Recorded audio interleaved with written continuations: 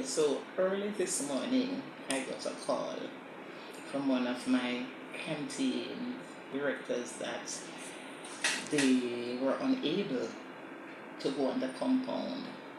One was able to pass in that he rides a bike, so he was able to go in. So when I questioned him, he said that there were blockages in the road, so they were not able to pass. That was probably about minutes to 6, thereabout.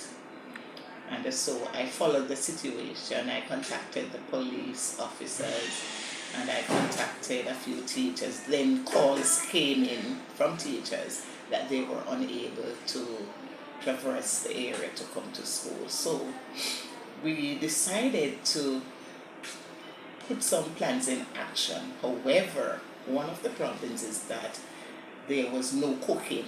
So if students are here, then they weren't able to, get food. However, the tuck shop was also not able to get snacks like patties because persons were not able